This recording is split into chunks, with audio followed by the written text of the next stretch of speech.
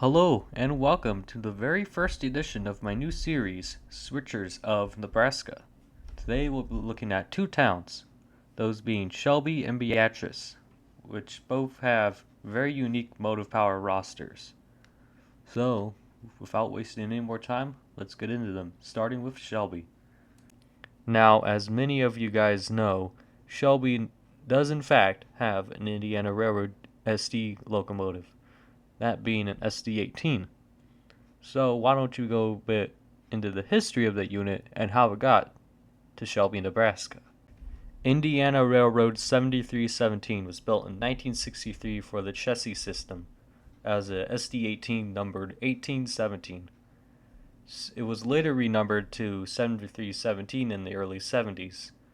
Eventually it was sold to another railroad before going to Indiana Railroad in 1994. In 2003, after Indiana Railroad got bigger power, mainly being the SD90 Max and other SD70 series engines, it was sold again to the Indiana Boxcar Corporation and sent to work at a grain elevator in Shelby, Nebraska, which is our topic today. Located on part of Nebraska Central's Stromsburg branch, this unit can usually be seen working the elevator in town. Occasionally, you might even see a UP run-through train. While this engine might be old, it's still a pretty reliable workhorse and a testament to AMD's engineering. Now that we're done covering Shelby, why don't we go look at Beatrice, Nebraska, where there are 3 locomotives we'll be talking about today.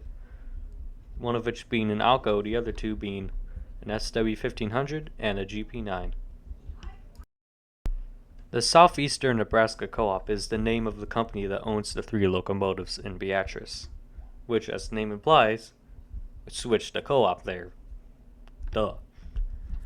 The 2 locomotives that are operable are SNCC number 2004, being an EMD SW1500, and Eleanor, an EMD GP9, painted in the Farmers Co-op scheme with a nice blue finish. The other locomotive, that being the Alco, is an RS1 numbered RE707, painted in a nice shade of blue. Let's start off with the smallest engine, that being an SNCC 2004. This EMD SW1200 was built in November 1957 as Pennsylvania Railroad number 7901. That's pretty cool. It was renumbered 9051 in 1966 and then became part of the ill-fated Penn Central in 1968. After the Penn Central collapsed, because duh, it's Penn Central, it was sold to Conrail in April 1976 and renumbered to 9355. After a while on Conrail, it was then sold again to LLX Rail Incorporated as LLX 151, and then it was leased to the Loria Bros in March 2000, where it would finally become SNCC 2004 shortly after. This locomotive changed hands quite a few times, but it still serves the co-op strong in its lovely red paint job. Next operable locomotive is number 118, or also known as Eleanor. It is a GP9 and a Blue Farmers Co-op scheme. This is one of the few locomotives from the Farmers Co-op in Nebraska, the other unit being in Dorchester. It was originally built for the MKT and operated in Texas at another co-op before being sold to from MKT. It got its name Eleanor from the previous co-op where it was located. There's not a lot of history or exact dates on when it got to Nebraska, but given how it's a GP9, it was probably built in the 50s and probably rebuilt with a low nose in the 80s or so, if I had to guess. And then when it got to Nebraska, no, I have no clue on that, so I'm guessing early 2000s most likely. And now we talk about the locomotive you all came here to see, the Alco numbered RE707. This Alco S2M, originally built as an S3 in November 1950, has been out of service for a long time. Its future is unknown, and it's most likely may or may not be scrapped in the next coming years. So I would really want to go to catch this one if you have the chance. Anyway, this unit was built, as previously mentioned, as a Alco S3 in November 1950 as Ann Arbor number 5. So that's pretty cool. Later on in the 80s, it was sold to the Relco Rebuild Facility in Iowa and rebuilt to an S2M.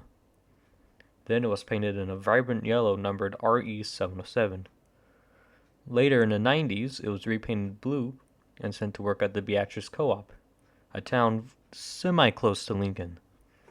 It worked alongside the number 2004 all the way up to the mid-2010s before being sidelined for mechanical problems and other defects. This is presumably when Eleanor arrived to replace the aging Alco. And that covers all the locomotives in this episode. I know it was only 4 locomotives and only 2 towns. Next episode may be a bit longer with 3 towns and possibly more locomotives. But anyway, if you guys have any more info that you want to share with me to correct future episodes and whatnot, please just let me know in the comments. Anyway, I'll be continuing this series until I get every co-op switcher covered. Then I'll move on to industrial switchers.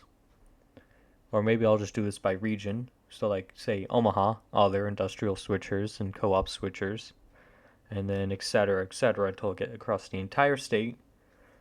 And then I'm going to create a new series after this one's finished called The Short Lines of Nebraska, where I'll cover the history of every short line from Nebraska Central to the RCPE and a whole bunch of others that have either been here or are long gone.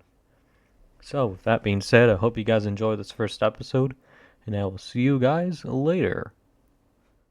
Hello everyone, and welcome to the very first edition of Switchers of Nebraska. Today we'll be looking at 2 towns, those being Shelby and Beatrice, which both have very unique... Oh god, I moved... This locomotive is located on part of Nebraska Central's Stromberg's... Located on part of Nebraska Central's Stromsburg branch, it usually has a UP... What?